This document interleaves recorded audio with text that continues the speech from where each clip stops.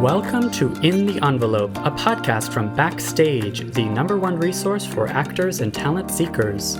I am your host, Jack Smart, awards editor at Backstage, and I'm here to guide you through every aspect of the entertainment industry with the help of some of your favorite stars. These intimate, inspirational conversations with today's most award-worthy film, television, and theater artists provide you, dear listener, advice on how to live the creative life, personal stories of success and failure alike, and maybe, just maybe, a tantalizing glimpse in the envelope.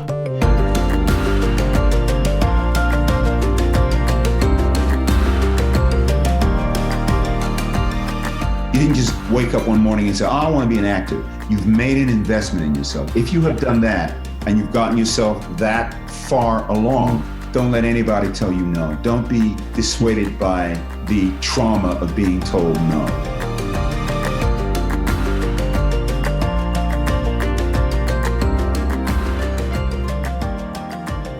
Welcome, Backstage listeners, to another episode of In the Envelope. I am joined by a very special guest today, first-time guest on the podcast. I know for sure. And I'm so excited to finally have her. Christy, it says here on Zoom, Christina. Should we go with Christy or Christina? I use both, sort of interchangeably. Okay. So, yes. I saw that on your IMDb. On all of the Backstage stuff, I'm Christina. So maybe we should use that, I guess. Okay, great. Okay, yeah, that makes it more official. Christina Kleppinger, thank you so much for joining us. How are you doing in 2021? I'm great. Thank you for having me. This is a pleasure. I'm great. We're in a new year and hopefully seeing some light at the end of the tunnel. Yeah. It's a strange time, as we've been saying. Absolutely. So what is your title? And you were just saying, what aspects of your job have changed since the pandemic? What do you normally do and what do you do now? Absolutely. So I am Backstage's California-based casting specialist. And that means that I work with the casting directors and filmmakers and production companies that use the site to find talent. I also do some outreach to film schools and filmmaker organizations and new casting directors to introduce them to the site. In many cases, do some education on the process of casting for film students who have never done that before. Demystify the process a little bit and encourage them to work with professional actors. Amazing. That's really my goal. Is it safe to use the term casting expert to apply to you? Ooh, that feels like a big title, but sure, I'll take it. I am focused specifically on California and the LA market and the weirdness that is filmmaking and content creation in LA. Yes, which is so cool. See, this is why I think you're the first Backstage team member, like Backstage LA team member, to be featured on the podcast. And so, I mean, how has it been in the last year? What is the state of filmmaking in LA? What is this strange new world? Yeah, it definitely, I think Strange New World really captures it. Because so much of LA has been centered for years on meeting people in person and getting coffee and networking in that way. That has completely gone away this year, obviously. But what I find really inspiring about living in Los Angeles and interesting about LA in particular is the variety of ways people have found to fill that gap. Sure. Virtual coffees or Zoom meetups. There's been a really great response from LA filmmaker organizations to find ways to keep filmmakers connected to each other. Amazing. Yeah. And so that's been really great. And so much of my job has sort of rolled along as usual. It's just everything has moved to Zoom as opposed to meeting people in person or attending events. Even film schools, we're doing virtual casting seminars for film students and still getting that bit of education into their film school experience, but doing it in a way that's obviously much safer right now. Totally. And it's all so perfectly timed with Backstage's remote auditioning updates. Absolutely. Which I know you're guiding people through it, and the fact that you can do that remotely is the magic of technology. You are no less busy than you usually are, right? No, in fact, in many ways, this year has been more busy because the virtualness of it has very much even the playing field. Film schools that are too far away for me to usually attend. That's cool. Are now in the same place with schools that are down the street from my house. Yeah. So we've been able to actually do more outreach to film students, more outreach to film organizations because we're not tied to a specific location. That is really great. Yeah, amazing. And what else takes up your time? I know you are also a filmmaker. I am a filmmaker. I write and direct with my sister. We are a writing directing team. We've been also very busy this year. We have a feature that's in development that we did a COVID shoot. We shot a proof of concept short for the feature and got to experience that COVID filmmaking that everyone has been kind of finding their way through. So yes. Yeah, very busy year in many respects, but all good things, all good things. Amazing. Can I ask you the standard, like the podcast, the most podcasty question of like, because I think filmmaker listeners would really value your insight. Like, what is your advice for specifically the filmmakers, those behind the camera, the more creator types? How do they navigate today? Like, what are your tips? Yeah, I think my advice for filmmakers is the same as I would ever give, and that's that filmmaking is a team sport. And you cannot do filmmaking alone. And it's important to not just network with people to build your career, but instead to find a group of people that you want on your team. And having that really great creative input from other people is going to strengthen your filmmaking. Even if you consider yourself like a very auteur, distinctive style filmmaker. Gotcha. There's nothing better than having a team of people around you that are adding to that and giving creative input and shaping this thing that we're all kind of making together. So keeping that in mind, I think, is incredibly important for filmmakers, especially right now when networking is much harder. Yeah. To do it intentionally with the idea that you're not just finding people who will further your career, but finding people who can add to that creative team. That's beautifully said. That's you. Wonderful. And I guess speaking of, today's podcast guest, listeners, the voice you heard at the beginning of this episode was Delroy Lindo. What Christina. A dream of a performer. Right? Okay. You are familiar with all of the guests that we feature on this podcast, I know, because you are well watched. You're a consumer of all of I this like entertainment. that well watched. Yeah. But Delroy, he's been working a long time, and so people might know him from lots of different things. But of course, the main focus of this interview was The Five Bloods, which you saw, which you loved.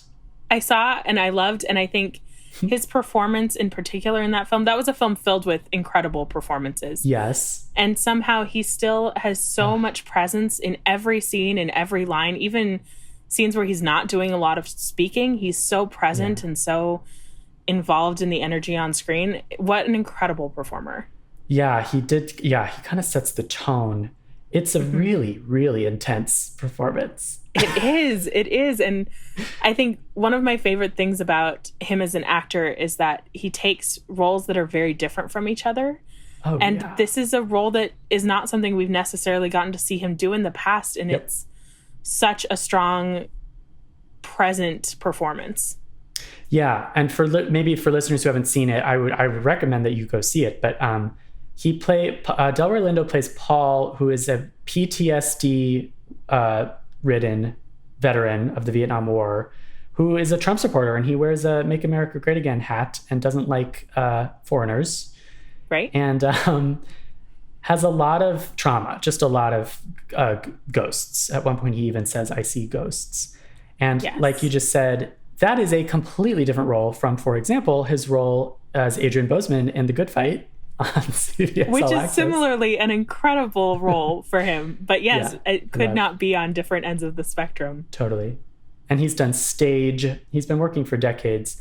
And this interview is great. I think any actor who's ever experienced a dry spell, perhaps during a deadly pandemic, would get a lot out of this interview because Delroy has lots to say about that. Christina, thank you so much for introducing yourself to the podcast and for helping me introduce Delroy. I think we are going to I'm hoping to hear from you again. Absolutely. I would come back anytime. Hello, In the Envelope listener. If you are a theater lover looking to learn more about Broadway, may I suggest checking out our friends over at The Ensemblist.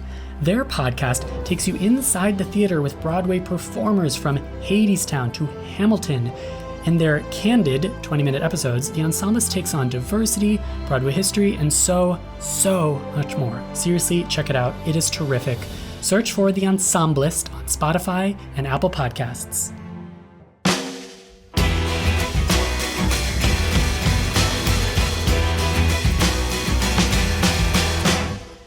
With a stage and screen career spanning decades, Delroy Lindo is once again in the awards conversation for his work in last year's Spike Lee Vietnam War film, The Five Bloods. Born in London and trained as an actor in San Francisco and New York City, Delroy first worked with Spike in Malcolm X, Crooklyn, and Clockers, and has starred on Broadway and in the Cider House Rules, Get Shorty, The Chicago Code, and now the CBS All Access drama, The Good Fight. Here is the masterful Delroy Lindo.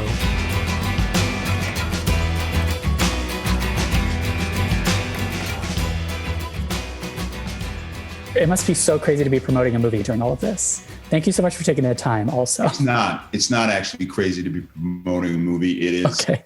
No, I'm not being facetious. It's obviously the length of time and the Academy season, the award season is so much longer. Yeah. But because this is a piece of work that I am so profoundly proud of, and I'm really, really, really happy to support, but I also feel fortunate to be able to support it, because what this is in the final analysis is it's my work. It's all of our work. And I'm extraordinarily fortunate to be able to work at this point. Wonderful. To engage work. So no, it's not weird. And it's a saving grace. Nice. Yeah. The movie is incredible. Your performance is so amazing. I'm so excited to talk to you because I'm such a fan. Thank you. Thank you. And we are Backstage. So we are all about the acting craft and career advice.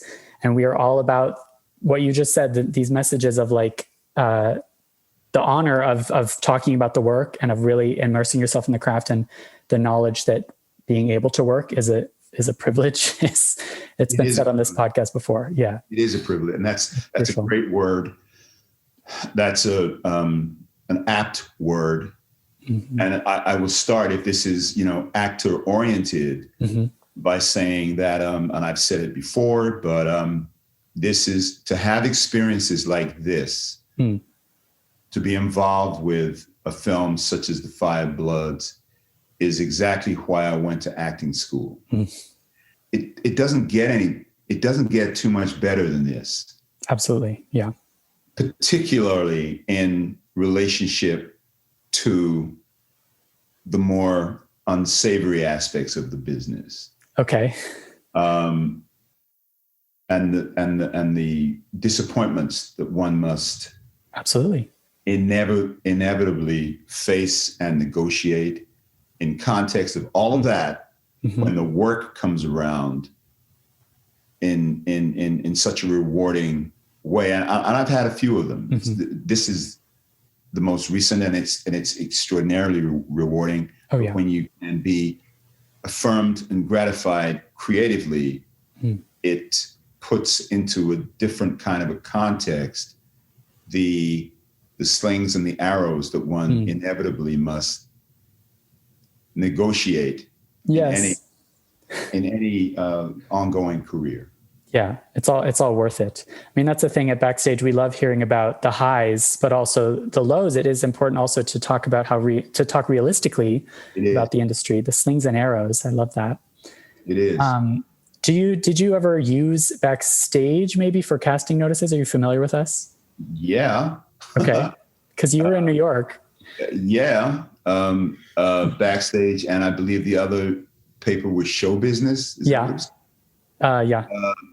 man. In the late 70s and the early 80s, that was really cool. I don't want to say the Bible, but it was the go-to. Great.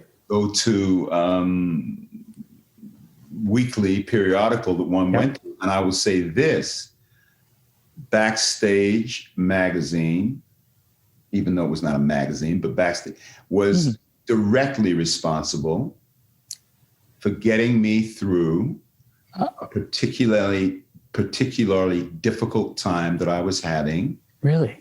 Yes, and I will tell you exactly what it was. Please. I saw an ad in Backstage.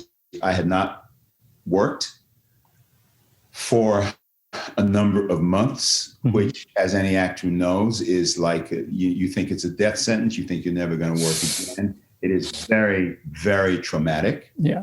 And I saw an ad in Backstage for a company was looking for a janitor. Oh. And I saw this ad in Backstage. Also, this is a true story, man. I was in the Equity Lounge in New York City on 46th Street, West 46th Street. I was at a payphone. This is way before cell phones. Of course. Payphone in the Equity Lounge. And I called this number and I said, I saw you are looking for a custodian or a janitor, because he was asking me about myself, etc. And a few minutes into the conversation, he said, excuse me, I have to ask you a question. I said, sure. He said, you're very articulate. You speak very well. Why are you applying for this job? And I said, okay, I'm an actor. And telling back then, you kind of didn't tell people you were an actor, because if you told them you were an actor, they would say, well, what happens when you get an audition? What happens when you get an acting job? Oh, sure. But I said to this gentleman, okay, I'm an actor. I'll be really honest with you. I'm an actor. I haven't worked in a long time. I need a job. I don't have any money. Yeah. And he said to me, okay, there's actually another job. There's another opening that's available, and that is to be a counselor. It turned out that the company that I was calling, the Young Adult Institute, YAI, and they were off of Lexington Avenue, right around Gramercy Park. And he said, come on down, I want to meet you. There's another job. Cool. So I went down a few days later, and he said the job is to be a counselor with our population. The Young Adult Institute, I don't want to be politically incorrect. Their constituents were adults with developmental issues. And I was trained so that I would know how to give meds. Oh, wow. And I worked 7 a.m. to 10 a.m. each morning at the YAI. When you mentioned Backstage, that's the Backstage story that I have. Yeah. And that sounds like a good day job, like a good survival gig in terms of you're learning skills, you're interacting with people, you're having to listen and really be attuned to other people, right? It was all of those things. Yeah. It saved me almost literally, because it put some money in my pocket. It didn't pay fantastic, but it would put money in my pocket so that I could fundamentally pay my bills. And I will say to you, that is directly because of Backstage and making that call. Backstage magazine. Very cool. It's such a different take on the like Backstage success story, because those day jobs are, as you say, like those day jobs are really important just for the basics of being an actor. Critical. This was after training? At what point in the career, without delving into your full life story, I know you were born in the UK, you moved to Canada, and then you moved to the US. Yes. This was at a point when I had moved back to New York from San Francisco. I studied at a place called the American Conservatory Theater in San Francisco. I moved back to New York.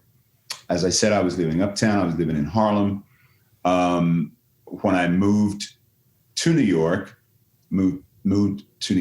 I got a job inside of 6 weeks. I got a understudy. I was hired to understudy at the Public Theater. Oh, wow. New York Shakespeare Festival. Oh, sweet. I've been in New York about 6 weeks. And I was hired to understudy on a play called Spell Number 7 by Ntozake Shange. Ntozake had done she had a huge hit with a play called For Colored Girls Who Were Considered Suicide When the Rainbow Is Enough. Mm-hmm. And then she did her follow-up play, I believe, was called The Photograph or The Photographer.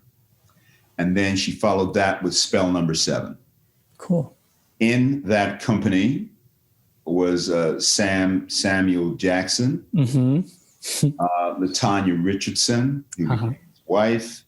Denzel had just left the company. I believe he had been in the company. Avery Brooks had been in that company. So I was hired to understudy. Very cool. I left and I went and did a gig in Denver. I was one of the inaugural members of the Denver Center Theater Company. I came back to New York. I think I did an off-Broadway play, a Lorraine Hansberry play called Les Blancs, wonderful play. But then the bottom dropped out and I had no work. And that's when I went to work. Totally. And that's what happens. That's the classic New York struggling actor is some regional gigs and some dry spells. It happens. This was a dry spell. Yeah. What was the initial goal? Because it sounds like the goal has changed a lot. Like you wanted to focus on theater, but you had done some film. What was, first of all, like the childhood? Were you bit by the acting bug as a kid? Yeah, I was actually. I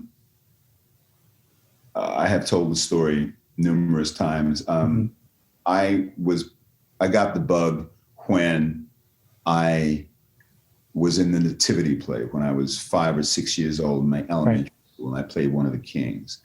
That is when I believe the seed was planted.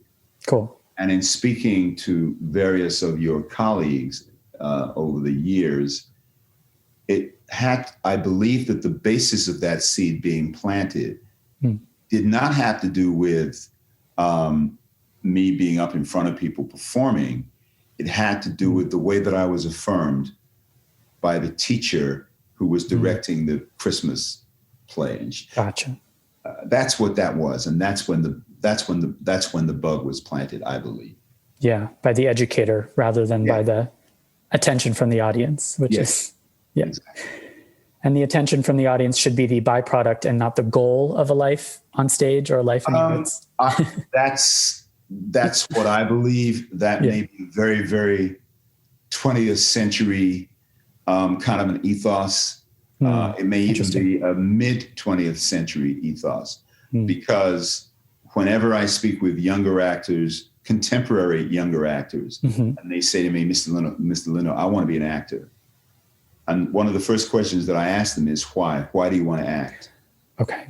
And depending on what their response is, will influence how I respond to their response. Gotcha. Yeah.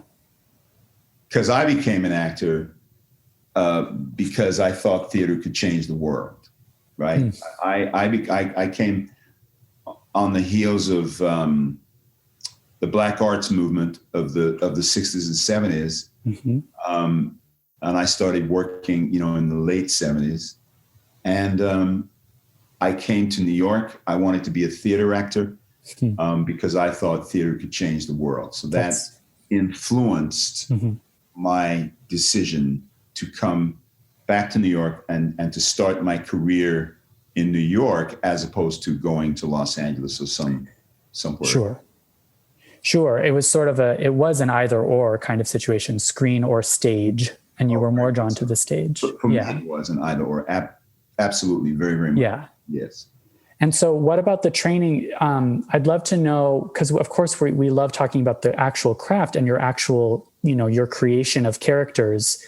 Is what you learned in school and then your years of New York theater, like how has your process changed? Are there things you do every time for preparing for a role? Yes, there are things I do every time. Absolutely. And they are things, it's an ethic that I established for myself in the theater.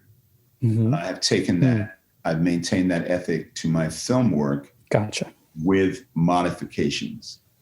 Okay. But the point for me of going to New York and starting my career in the theater is because I had this notion, I had this idea that I wanted to be challenged by playing different kinds of parts. And that is what happened for me as a result of working in the regional theater. Definitely. And being a New York-based actor, all of the regional theaters would come to New York to audition the New York actors. Yeah. And so, the bulk of my career, yes, I played off-Broadway a couple times. I played off-Broadway once, and I played Broadway twice. But the bulk of my theater work was in the regional theater. Cool. And that's kind of where I made my bones. That's what all of it together. But the fact of working in the regional theater meant that I was being challenged to do different kinds of parts. Yes. Okay. I'd like to believe that has ultimately led to a certain kind of versatility. Yes. Right. For working for the camera. And I would be remiss if I did not say that around the middle of the 1980s, I became aware that working in the theater exclusively was not going to be, it was not going to work for me because creatively it worked, absolutely. Yes. But in terms of making a living, making a decent living, I needed to work in television and or film. Yeah. And I had some extremely fortuitous things happen to me working in the theater. I had a period between 1986 and 1988 when I played Walter Lee Younger in productions of A Raisin in the Sun. And I played Harold Loomis in productions of August Wilson's brilliant play, Joe Turner's Come and Gone. Between 1986 and 1988, I played Walter Lee twice, and I played Harold Loomis 5 times. 5 times. 5 times. And fifth time being the Broadway production. Yep. Right. And in that 2-year period is when I grew exponentially as an actor. Interesting. As a result of being challenged to play these big contemporary classical parts, Walter Lee Younger and Harold Loomis. That's when I developed the habit of always doing a physical and a vocal warm-up. Oh, cool. Always. Oh, okay. And I continue to do, even though working for the camera it's a different process, but I always do some kind of physical and vocal warm-up. Amazing. When I'm working for the camera, but they are habits. That's a work ethic that I developed, particularly in that 2-year period. Right. Working on A Raisin in the Sun and working on Joe Turner's Come and Gone. The preparation that was needed to meet those parts. Sure. I've carried with me into my work for the camera. Because I think you're right that theater, and maybe in particular regional theater, the variety of roles is what requires you to up that ethic. Yeah. And so then, and it was late 80s that the film work did start to begin. It did. And you adjusted that technique for the screen, basically. That's exactly right. Right. What was particularly fortuitous for me is that I've since found out that opening night of Joe Turner's Come and Gone on Broadway, Spike Lee was in the audience. Okay, I was going to ask. Yeah, okay. That's where he first saw me, apparently. Very cool. Very cool. And so, that led a few years later to him offering me this work in his films. And the first collaboration was Crooklyn. No, the first collaboration was Malcolm X. Oh, Malcolm X was before Crooklyn. But is it true that you were almost involved in Do the Right Thing, or you had met him around then? Ish. The story is that he wanted me to, I received a call saying, Spike wants you to come in and audition for Do the Right Thing.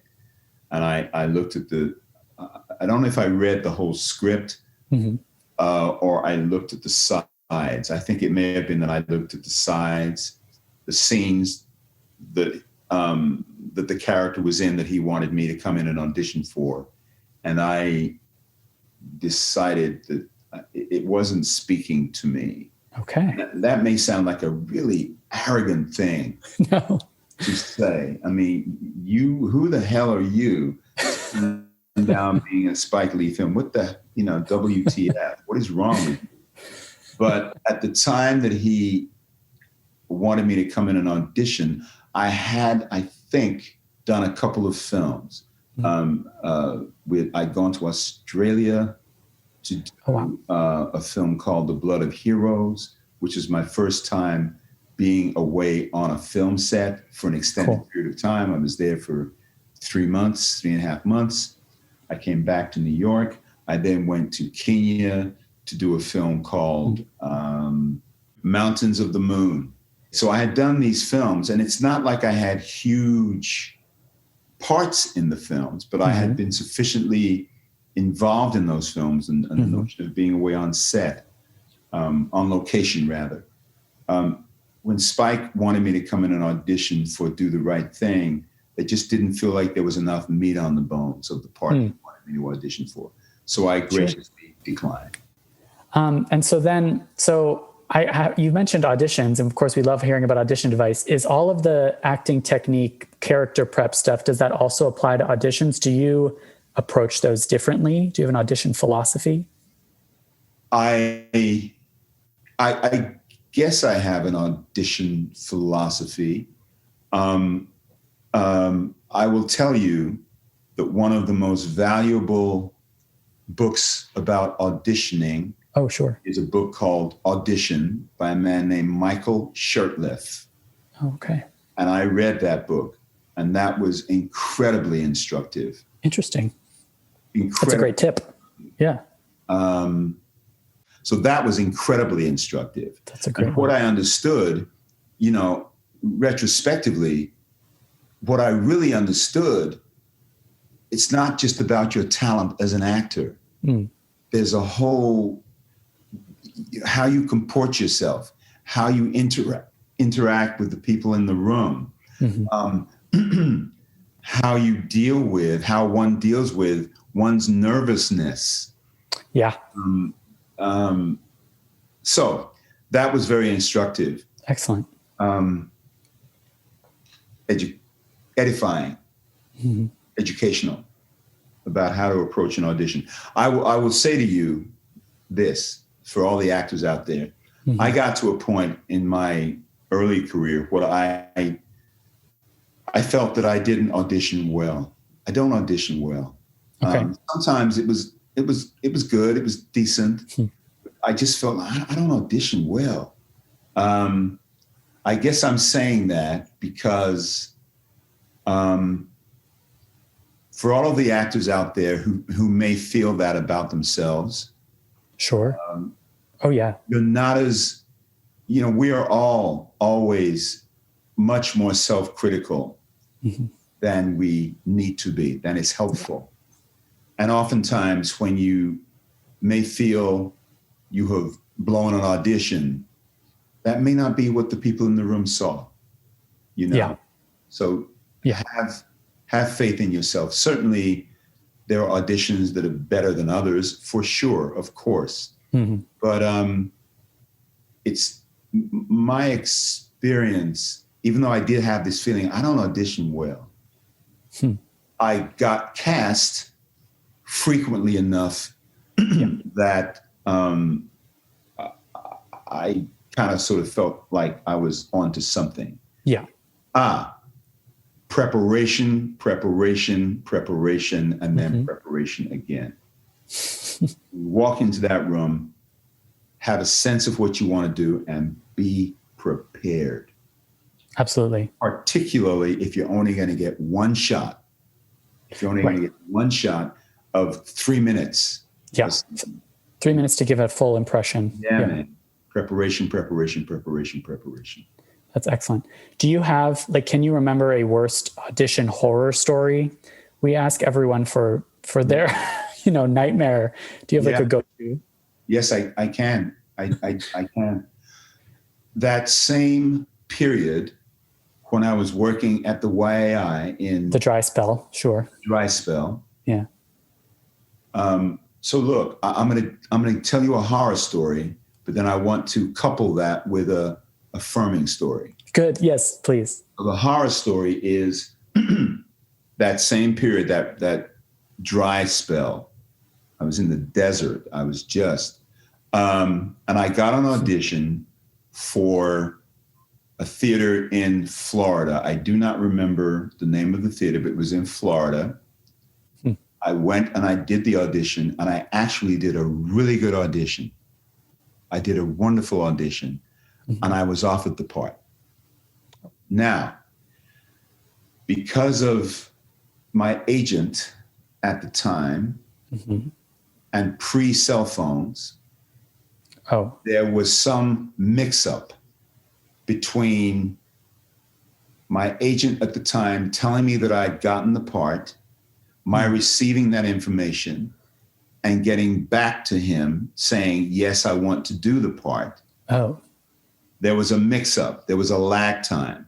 And by the time I got back to him, now it was actually a really short lag time. And in retrospect, maybe the theater had somebody else they wanted for the part anyhow. I do not know. But by the time I got back to my agent saying, yes, I will do the part, the theater had pulled the offer. They had rescinded the offer. Yikes.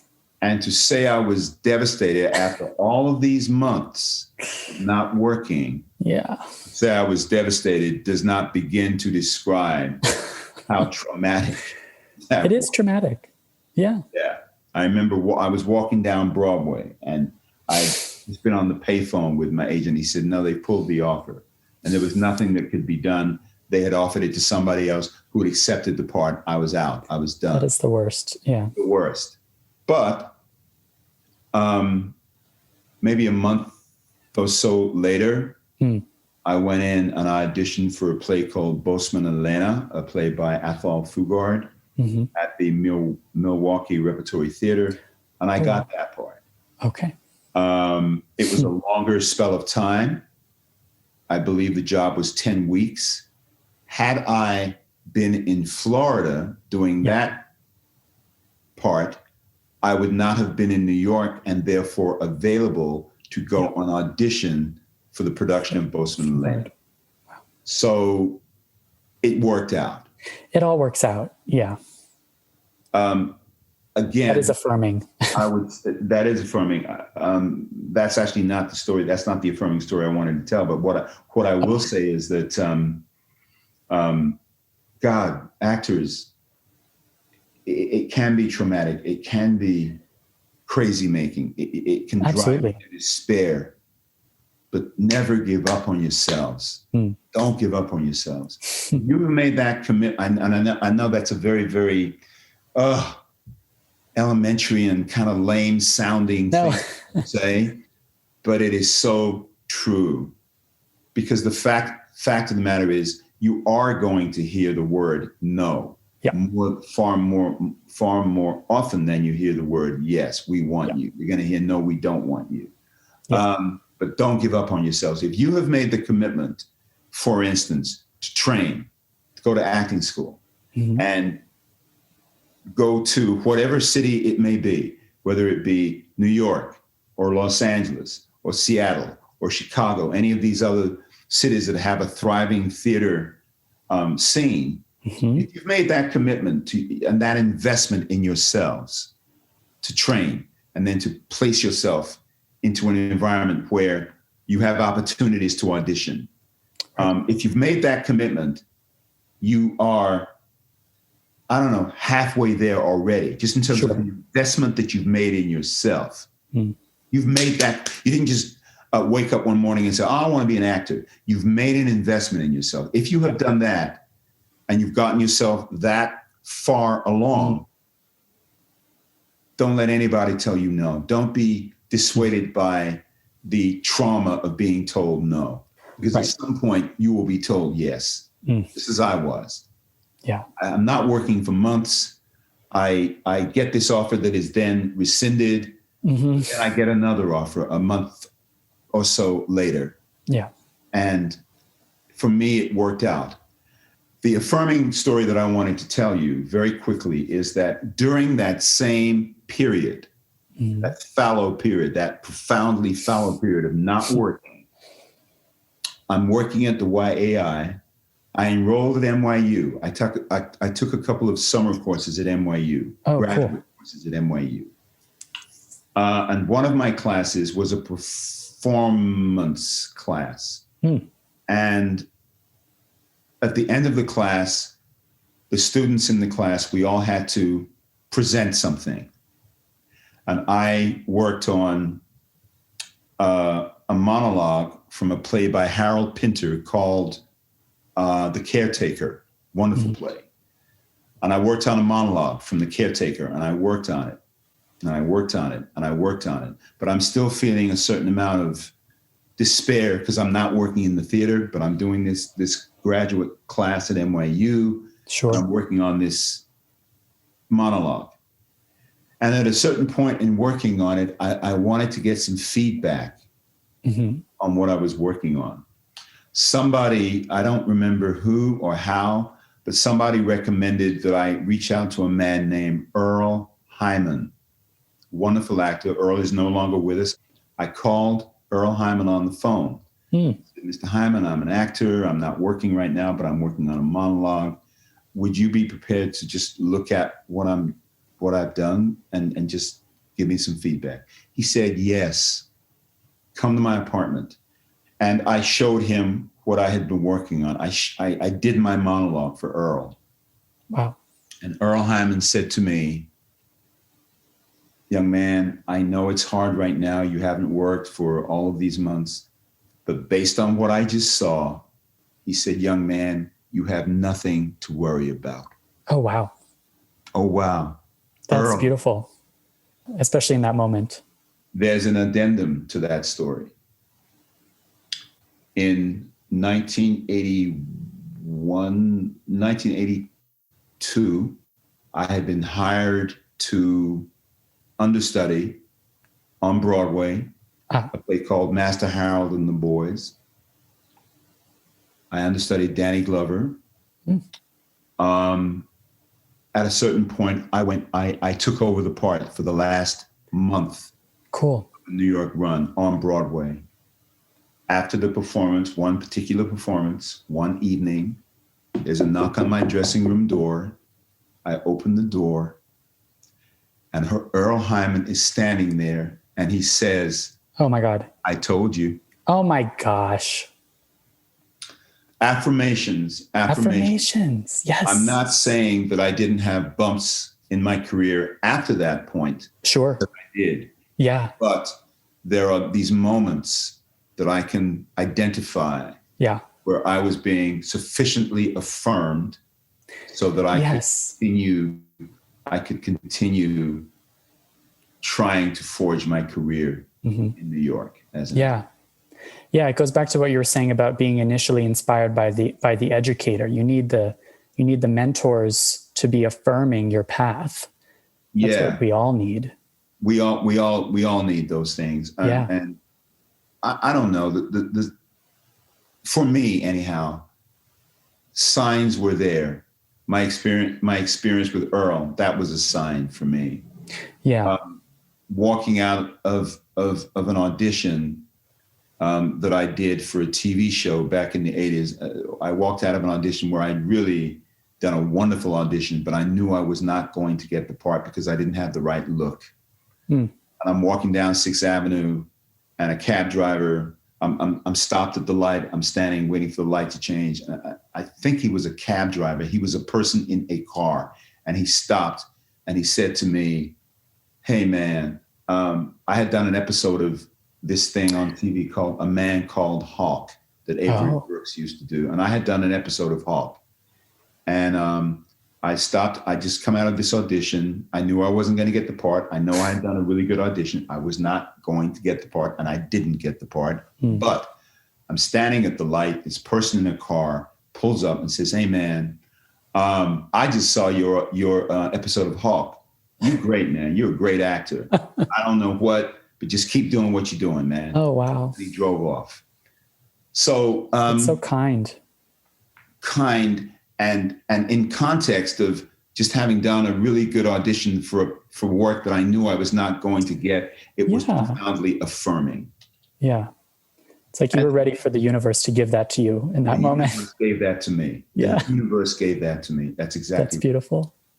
That's beautiful. And I do think that your work and your mentorship, you are doing that for young actors today. You are doing that for early career actors, for sure. So. Even just by turning in the performances that you turn in. And in fact, I have to ask you about the Five Bloods before I let you go.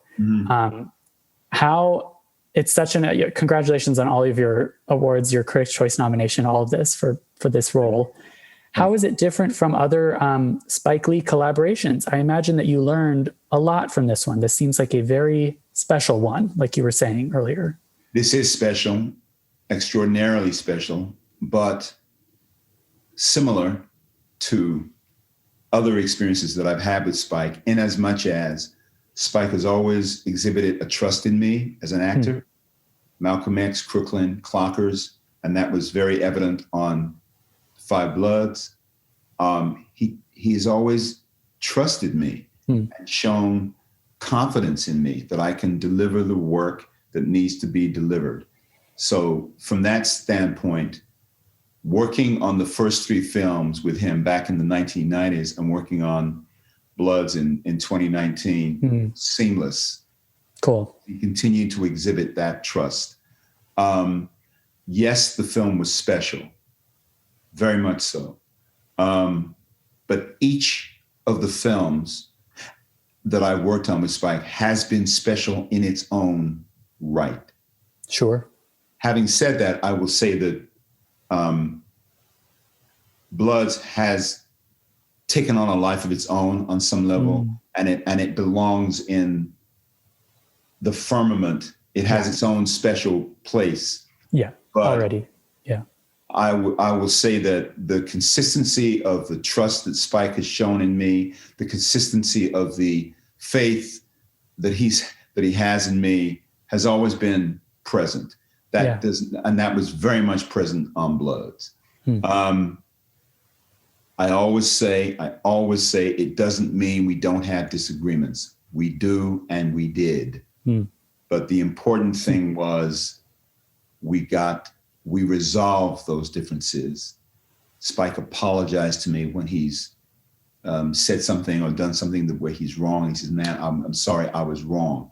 And that means the world, because it means one can then pick oneself up and continue in the work inside. Yeah, that's a true collaboration. It sounds like you guys picked up right where you left off after many years. That's wonderful. Talk to me about Paul. I'm especially interested in the idea of, like, you mentioned this vocal physical warm-up technique. For something like that incredible uncut straight to camera monologue, I imagine that the physical work of that felt like theater. It felt like, in watching the movie, that felt like theater. So did you treat that as a Shakespearean monologue on a stage rather than filming in the jungle? No. I treated it like I treat any other monologue, in as much as in that monologue, I'm expressing a truth as I see it. And the camera is the person that I am expressing the truth to. So cool. Many years ago, somebody said, I don't remember who, somebody said, in the theater, when you have a monologue, you are speaking to the person or persons that you feel has the answer. Okay. And like you're asking a question almost. You're asking a question or uttering a truth in order to get an answer or to illuminate something for the person, quote unquote, that you're speaking to. Sure. And in that monologue, the person I was speaking to happened to be a camera. Yeah. But I'm still speaking from my truth in order to illuminate a moment for myself and for the person I'm speaking to. So I didn't treat it any differently than here's a moment in this narrative where I'm speaking my truth from my place of truth. Wonderful. And do you think about outside in versus inside out? I mean, the physicality of you're covered in sweat, you're filming in a real jungle. You also, was it exhausting? All of which is helpful. All of which is helpful. Okay. Hell yeah. Because it's serving the narrative. It's serving the reality that Paul is, that I as Paul, that Paul is in the middle of. Yeah. So even the MAGA hat helps you. Yes. And you say you as Paul and you say Paul. Is it a separate person or is it you? Is it both? It's not a separate person. Okay. I am Paul. Wonderful. I am Paul. I'm saying when you hear me speak outside of the parameters of Paul, it's just me taking a half a step back for the purposes of this interview. But I am Definitely. Paul. I love that. Paul and Paul is me. I love that. Yeah, totally. And we spoke to Jonathan Majors on this podcast. It's also so wonderful in the film. And we're always so fascinated to hear about that idea of, I love that you say it's a half step back, not a full step. It's a half step back to talk about this person. Yeah. So you lived as Paul. You sunk yourself into Paul. I sunk myself in as deeply as I was able. And then how do you extricate yourself, especially for something that intense? That, I believe, is part of the technical skill. No, that's a technical component. Okay. Of being. That's a technical demand, a technical component that one has to meet as an actor in order to maintain control of oneself as an actor, and to stay in control of one's instrument, even when one is seeming to be out of control. It's the reason why, in the theater and in film, if you have a fight scene, for instance, you're not really fighting. That fight is choreographed. And it's choreographed to the absolute nth degree. And the more violent the fight is, the more necessary for it to be choreographed in such a way that nobody really gets hurt. Yeah. And that has to do with control. And being in possession of oneself, being in possession of one's instrument. The more trauma that one is having to exhibit in service of the work, you go there. But the more you go there, you experience that. Technically, you experience that, but the more necessary it is when the director says cut, or when the workday is over, the more necessary to leave it there in the workspace. Yeah. And does that take practice? Yes. Yeah. Yes, it does. Absolutely. Yeah.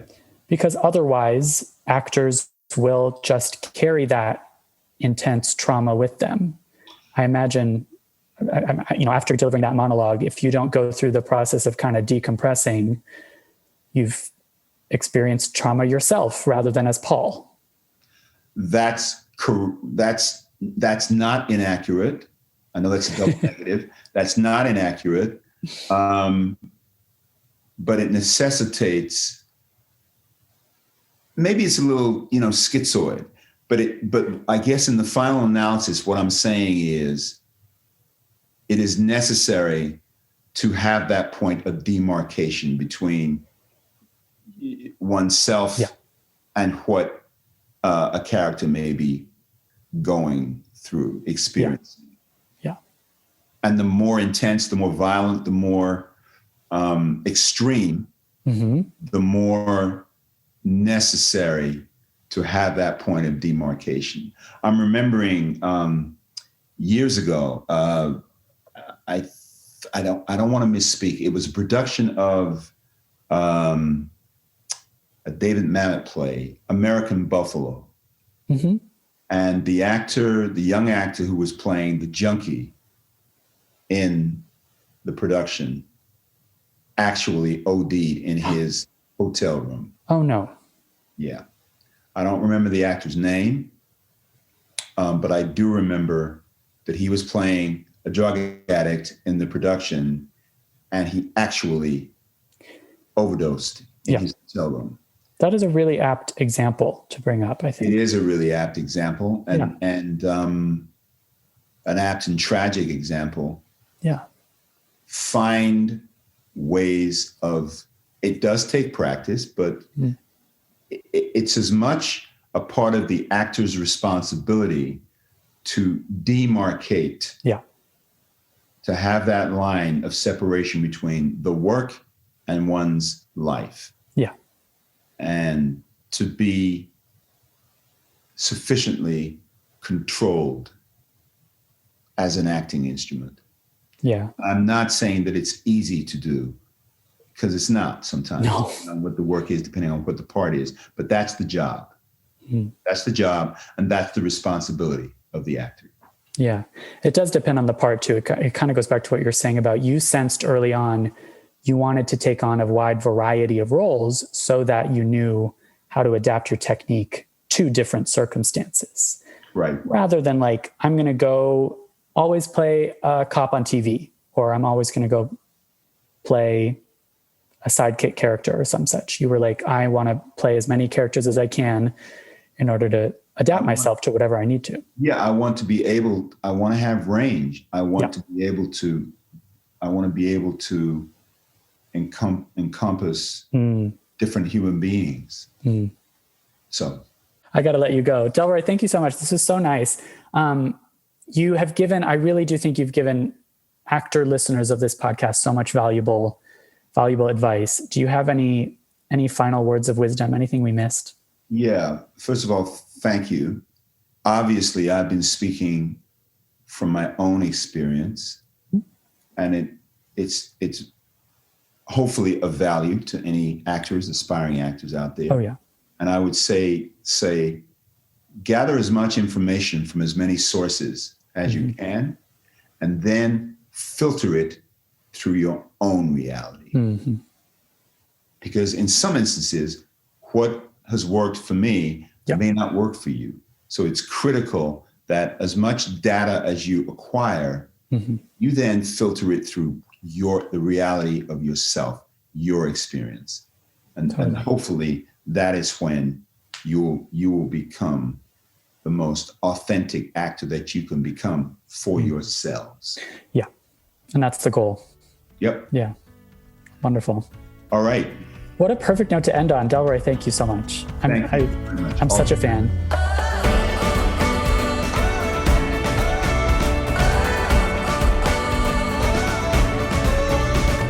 And now it's time to hear from Christine McKenna-Torella, our Backstage casting insider. I will let her take it away.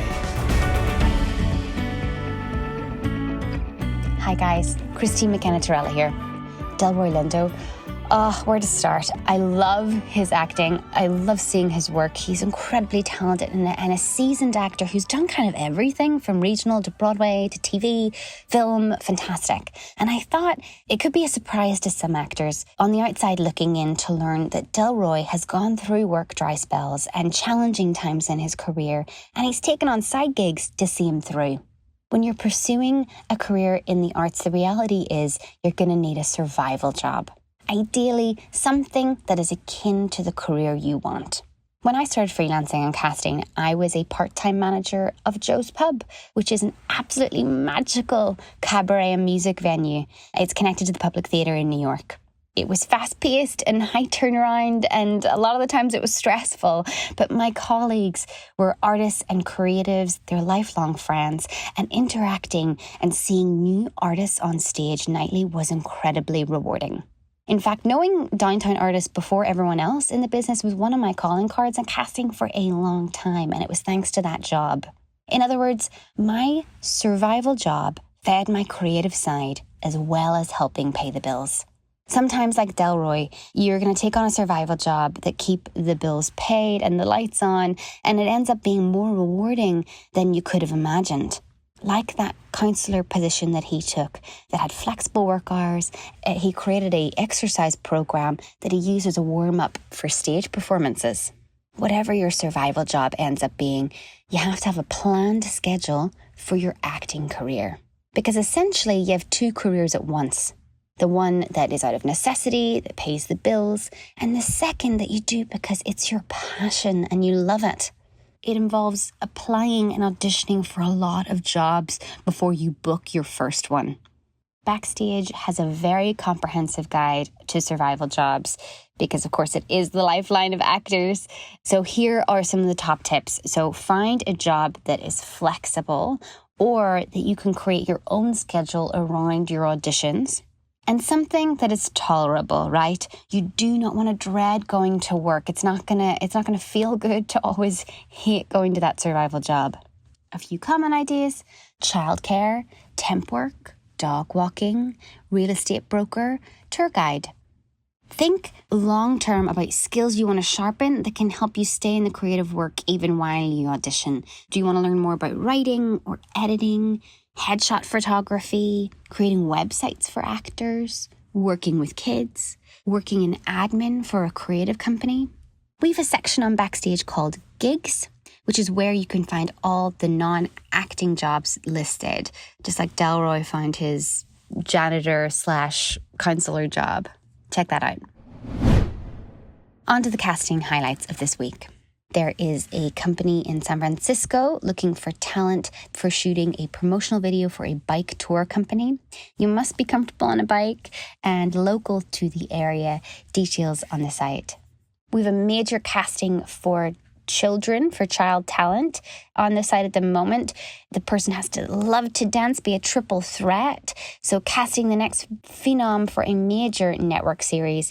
And the production states, the most prominent momager and dance teacher in the nation is seeking triple threats, age 7 to 13, to create the world's next big phenomenon. That's exciting.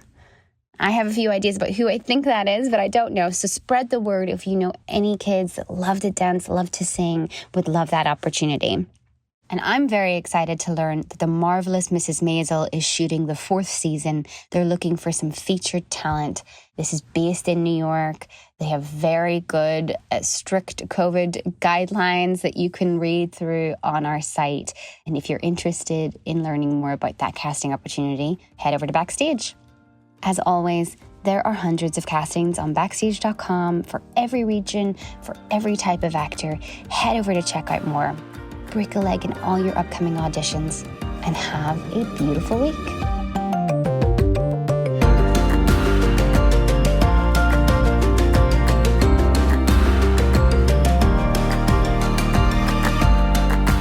In the Envelope is recorded at Lotus Productions and Hyperbolic Audio in New York City, and Soundbox LA, Mark Grau's Studios, and Buzzy's in Los Angeles.